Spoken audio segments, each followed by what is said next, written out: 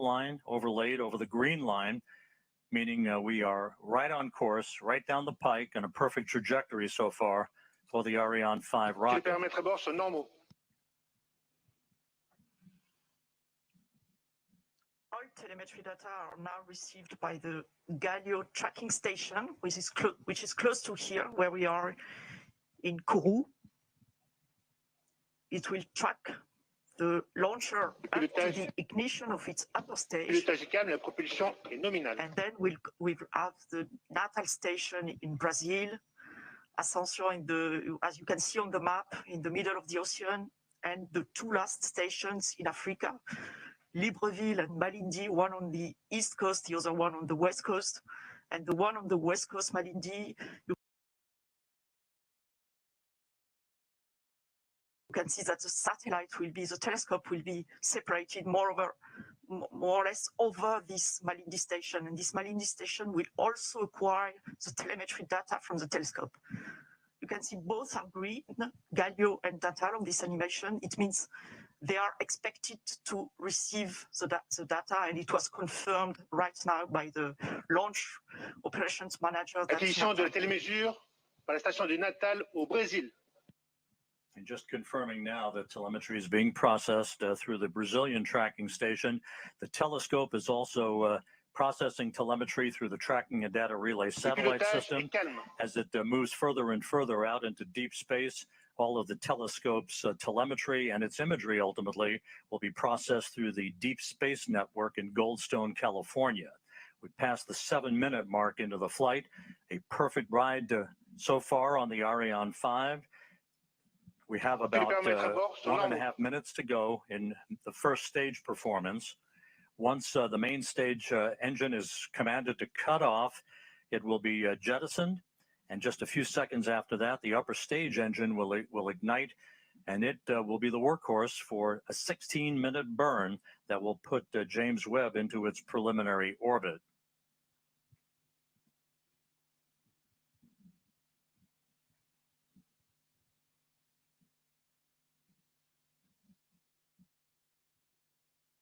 About 11 minutes from now, telescope controllers at the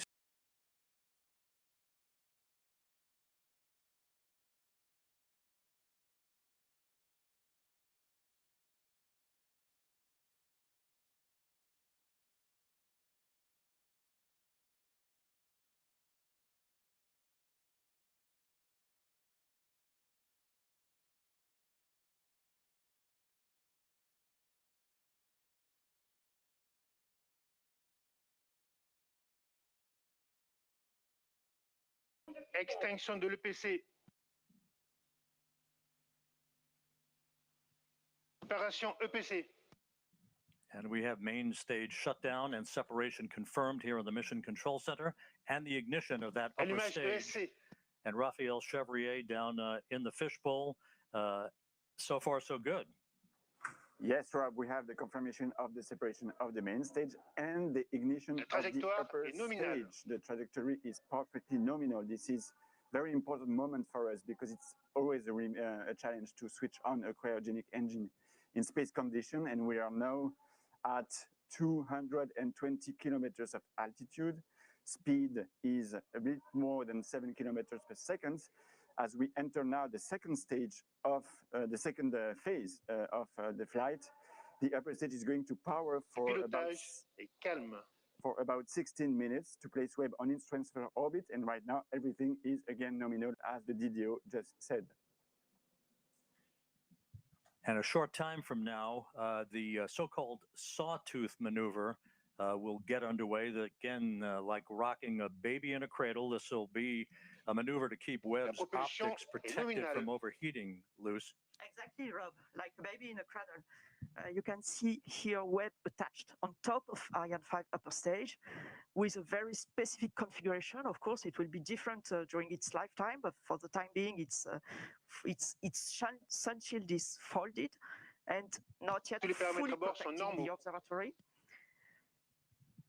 number of La propulsion est exhaustive nominale. studies have been performed by the mission teams in Europe, in the US, on the thermal conditioning inside the telescope and the way the rays of the sun would propagate and interact with sensitive equipment inside the telescope. Maintain this thermal conditioning is really key before separating this telescope. And in particular, we know that one face of the telescope cannot face the sun. That's why to produce these right thermal conditions inside Webb, a specific roll law has been designed, what we call the sawtooth approach. And if you are watching carefully to these images, you can see this animation. You can see that the upper stage is going 30 degrees on one side, then 30 degrees on the other side, going back and forth this way to maintain this perfect thermal conditioning for the telescope. It's worthwhile noting that after Webb separates from the upper stage of the Ariane 5 rocket, which continues to perform in excellent fashion at coming up on the 12-minute mark into the flight, the telescope controllers will be taking the baton, if you will, from the mission controllers here in Kourou. The first steps will be the opening of fuel valves, a pair of fuel valves, to start flowing fuel to Webb's onboard thrusters. They then will power on the valve drive electronics. Those are powered on in preparation to control and fire those thrusters when required. Webb's solar array is scheduled to be deployed at approximately the 33-minute mark into the flight. Once it is locked in place, we'll get the call that electricity is flowing through the array. That call will come from the Mission Operations Manager, Carl Starr, who is at the Space Telescope Science Institute at Johns Hopkins in Baltimore. Seated right behind him in that control room is Alicia Starr, a pair of stars helping to guide James Webb on its discovery of the stars. Alicia Starr is the lead engineer for launch and ascent events. Once the solar array is deployed and declared power positive, then 3 out of the 4 hold downs for the aft deployed radiator will be released to prevent binding due to the cool down of the telescope's composite structure. The contamination control heaters will be enabled to protect instrument optics on Webb from any water ice condensation as they cool down. The actuator drive unit will be powered on. This particular mechanism helps with heater control of the fine steering mirror, preventing water ice condensation later to be used to position each of the mirror's segments. All 6 reaction wheels and the wheel drive electronics will be powered on for Webb, and that will be the precursor to the attitude control system using those reaction wheels to maintain the proper orientation with the sun, as opposed to using onboard thrusters. Of course, fuel in those thrusters, very valuable. It's a limited commodity for the lifetime of James Webb's observations of the universe. We're 13 minutes, 55 seconds into the flight. Jean-Luc Boyer, the range operations manager, continues to report a nominal performance for James Webb. And again, Luce Fabregat from the European Space Agency, how is this trajectory being carefully and methodically adjusted to provide the correct parameters in the final stages of ascent? Yes, Rob, as you can see on this plot, the altitude is slightly going down. It's perfectly normal. The launch vehicle is really on the line where it should be. This decrease of its altitude, slight decrease of its altitude,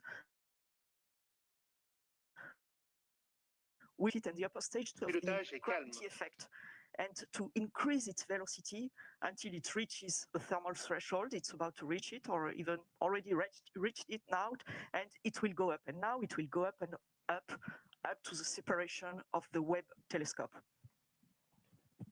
It will separate the Webb telescope on a highly elliptic orbit, but still around the Earth. The telescope will be released, inserted on an orbit around the Earth, with an apogee, a very high apogee above 1 million kilometers. Trajectory nominal, as reported by Jean-Luc Boyer. You see him in that view, 185 kilometers in altitude. some 4,500 kilometers downrange from the launch site here in Kourou, moving at more than 8 kilometers per second, right on the plot, right on the trajectory, everything looking great.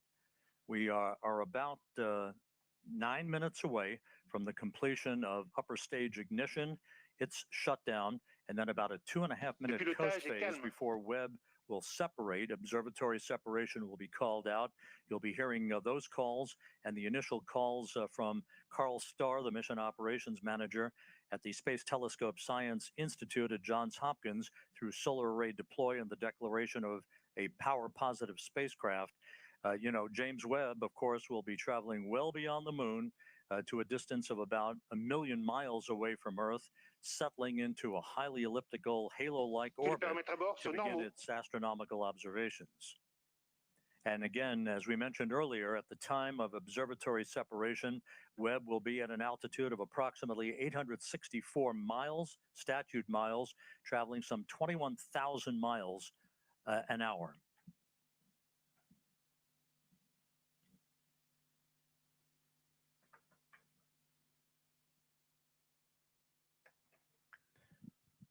We're about 8 minutes away from upper stage shutdown. The stage has performed as planned. No issues reported. The launch occurring at 12:20 Greenwich Mean Time, 9:20 Kourou time, 7:20 a.m. Eastern Time on this Christmas Day. Very smooth.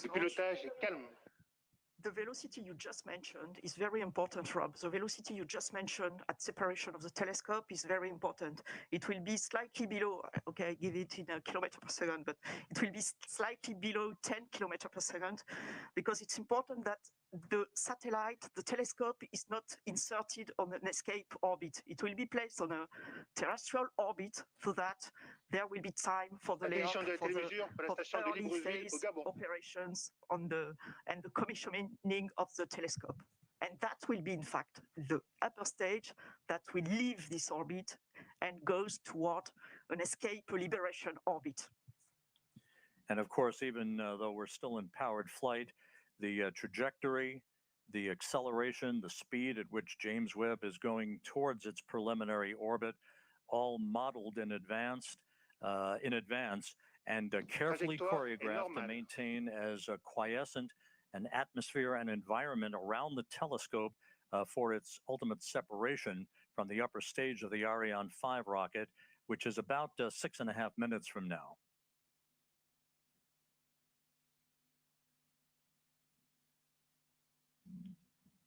Eighteen and a half minutes into the flight.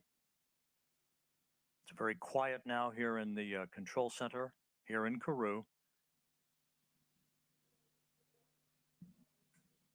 NASA officials, European Space Agency officials, Arianespace officials, all watching telemetry very carefully.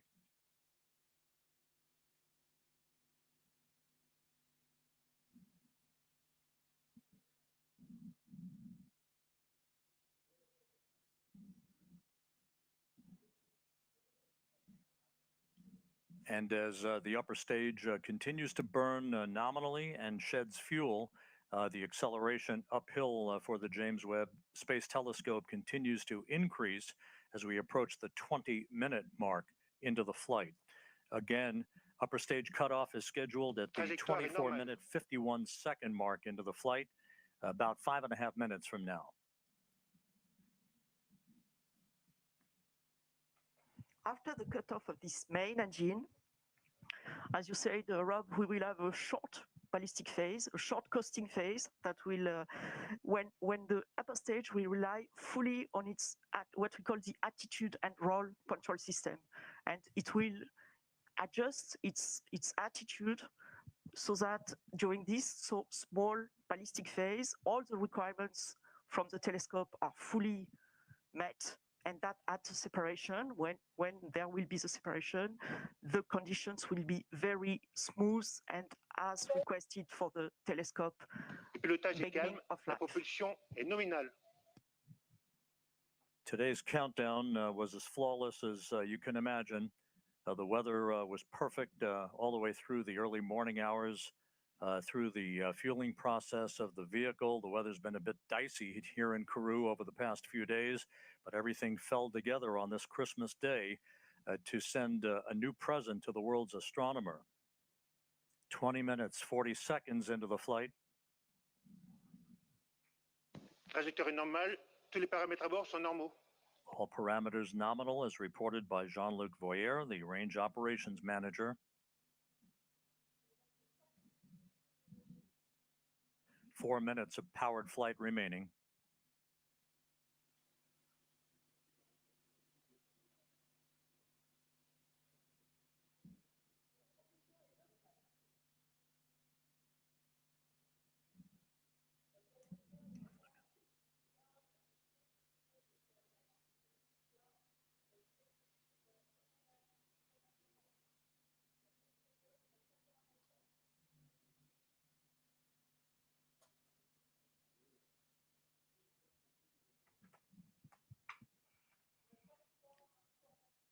The telemetry of the launch vehicle is acquired for the time being by the Libreville tracking station on the western coast of Africa. Flight control is nominal. The trajectory is fully normal, fully as expected, as you can see on the plot with the yellow plot over the green one. That is the expected one. 22 minutes into the flight. Less than 3 minutes of powered flight remaining. Pilotage est calme. Smooth flight control.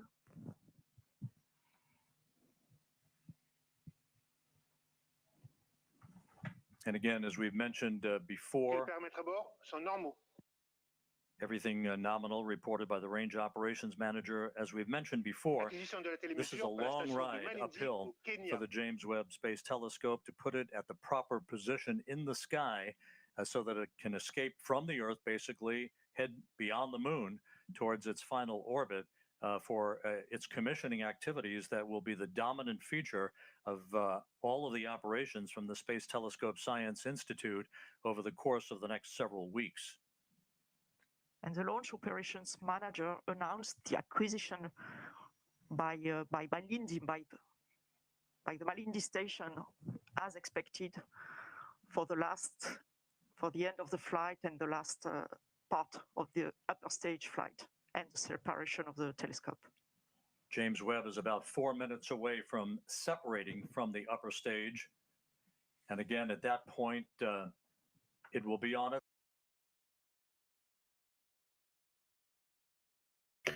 Yo, these motherfuckers keep going to outer space for some reason, man. I don't know. It'll slowly come out throughout the months and years and shit, yo. They ain't just going joyride and shit like that.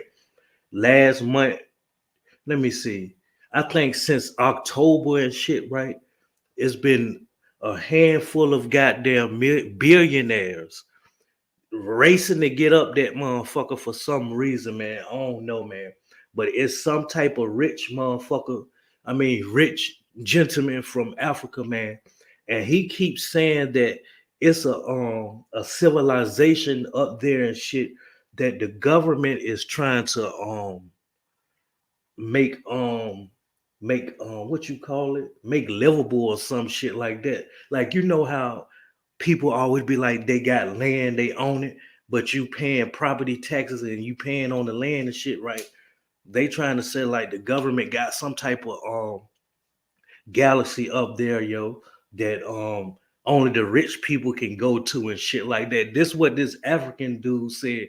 And this African dude like a billionaire, like he like a billionaire tech dude. You get what I'm saying? And he was like, yo, they racing to get up there because the billionaire, whoever the billionaire is and shit, like who the government choose and shit, he get to choose 1,000 up to 500 to 1,000 people that he can take with him up there to that galaxy. Now I'm gonna do research and shit on this, but when people start shining the light on what the government got planned or whatever the case may be, I tend to like tune into that shit.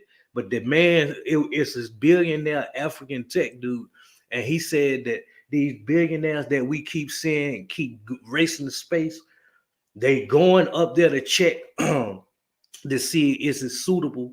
So the government got like a handful of people that they're allowing to live up there.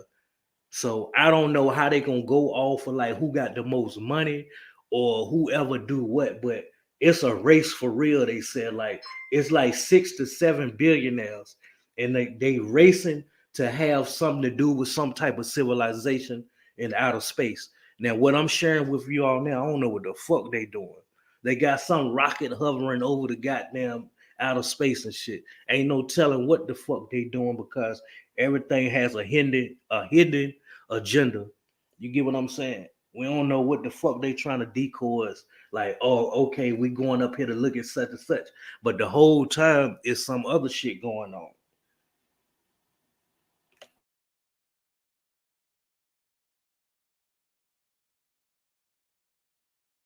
That zone. And again, those milestones that we discussed a bit earlier in the broadcast will begin to be followed carefully by the telescope controllers at the Mission Operations Center, the MOC as it's called, at the Space Telescope Science Institute in Baltimore.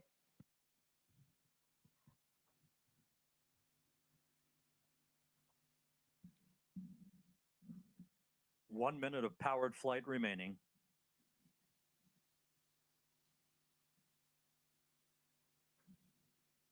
The upper stage continues to function perfectly. It's been a smooth ride for the James Webb Space Telescope.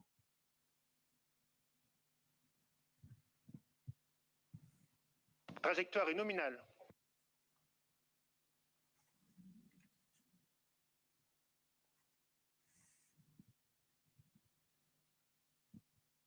That upper stage was loaded pre-flight this morning with 15 tons of propellant for this long 16-minute burn.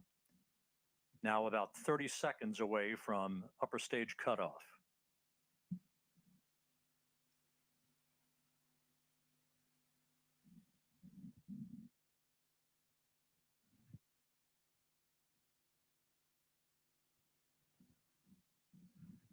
And we're standing by for upper stage shutdown and the cutoff of the upper stage engine.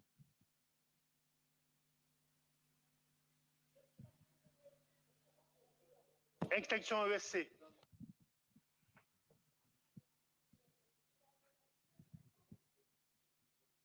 Tous les paramètres à bord sont normaux. The extinction of the shut-off of the cutoff of the engine was confirmed exactly as expected, with the exactly expected altitude and speed and velocity. So now we have entered the coasting phase, the ballistic phase that will last for a little more than 2 minutes.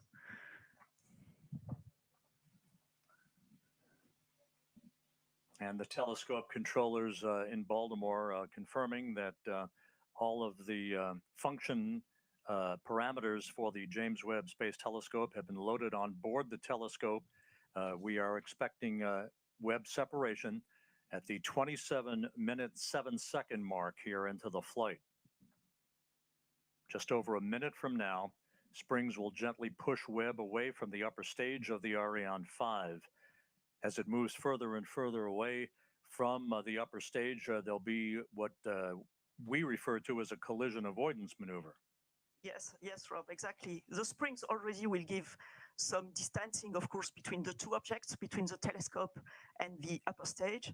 And then the upper stage will leave the trajectory of the telescope and makes a special maneuver to pass the telescope and heads towards a liberation orbit and leaves the telescope on its orbit without any risk of collision and without any risk of pollution towards the telescope. And we're about 17 seconds away from Webb separation.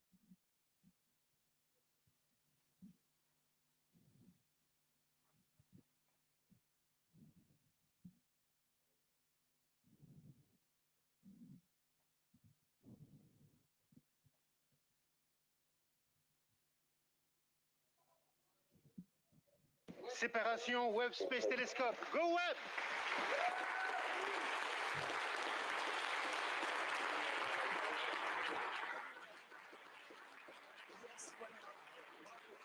We do have confirmation of observatory separation. The James Webb Space Telescope, amidst applause here in the Mission Control Center, now taking its first steps in pursuit of cosmological discovery. It was a perfect ride to orbit. And all of the separation sequence events are running in good fashion, according to the telescope controllers. And there is the view from the upper stage camera on the Ariane 5, looking at the James Webb Space Telescope as it moves gently away from its launch vehicle.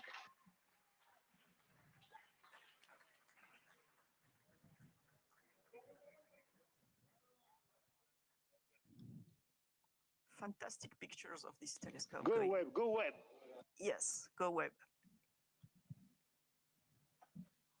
Ironically enough, as we marvel on this view from the upper stage camera, this will be humanity's last view of the James Webb Space Telescope as it moves to its workplace about 1 million miles away from Earth. Yes, you're right, Rob. Impressive, fantastic pictures. Yeah. Now we'll be hearing shortly from the mission operations manager at the Space Telescope Science Institute, Carl Starr, who will be calling out the procedures that will lead to the deployment of Webb's solar array.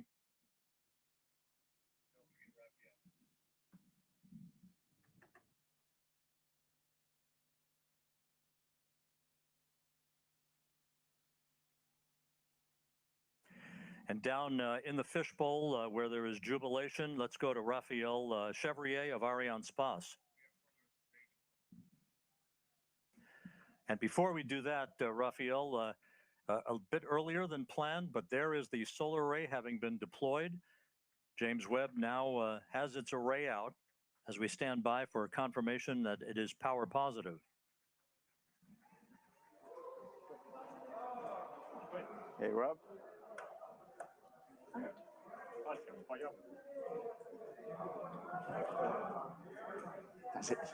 J'entends pas ce qu'il me dit, Rob. Il m'a appelé ou pas? Il m'a appelé ou pas, Rob? Non, il t'a pas appelé. And there it is. There's your critical call. James Webb not only has legs, but it has power as it begins its journey and the commissioning activities to follow. And with that, let's go down to the floor in the fishbowl and Raphael Chevrier of Arianespace. This is it.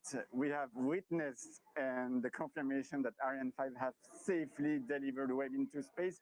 The upper stage is now being placed on a safe escape orbit around the Sun, but honestly, I've got to tell you that these images are absolutely incredible, and well, it may be the end of the mission for Arianespace, but it's only the beginning of the journey for Webb. It's now on its way to the Lagrange points.